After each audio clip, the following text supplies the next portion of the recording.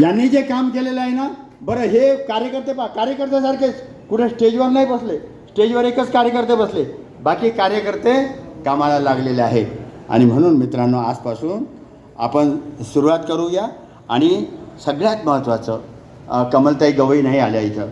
त्यांनी मला सांगितलं की आपण जाऊ, परत जाऊ आणि मी तुम्हाला गॅरंटी देतो, तुम्ही कोणाही शाळेत बोलवा, मला काही मानधन नाही, फक्त गाडीमध्ये पेट्रोल टाकायचं, गाडीमध्ये पेट्रोल टाका, टॅक्सीचे पण भाडं नाही. मी स्वतः. आणि भूषण गवई सर जे सरन्यायाधीश आहे, सरन्यायाधीश, 1 नंबरवर राष्ट्रपती, 2 नंबरवर उपराष्ट्रपती, 3 नंबरवर सरन्यायाधीश, कोण्या शाळेमध्ये शिकले? गदे घाटामध्ये शिकले. झोपडपट्टीत राहत होते. नगरपालिकेला शाळा बांधायची होती, फ्रेजरपुरा नावाची झोपडपट्टी आहे, त्या झोपडपट्टीमध्ये शाळा बांधायची होती, जागाच नव्हती नगरपालिकेजवळ.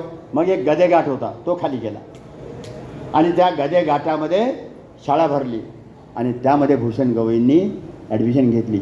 मराठी माध्यमातून शिकले, पण त्यांची आई तुम्हाला भाषणामध्ये सांगतील की ते शालेय जीवन जगत असताना त्यांची स्वतःची लायब्ररी होती.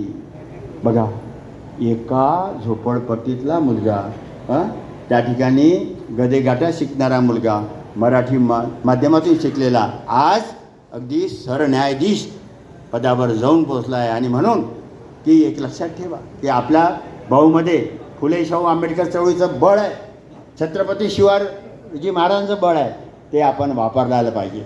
आणि मला खात्री आहे आपल्या काही लोकांचं लक्ष कदाचित जेवणाकडे झालं असेल, लागलं असेल, अरे भूक लागली, पण मी आयुष्यभराचं जेवण देणार आहे. भाग्यश्री पहा, आज ती भाग्यश्री काय झालेली आहे? IRS झालेली आहे. सध्या सहाय्यक आयुक्त लागू शकते ती ट्रेडिंग झाल्याबरोबर, पण तिने काय केलं? सहाय्यक आयुक्ताला म्हटलं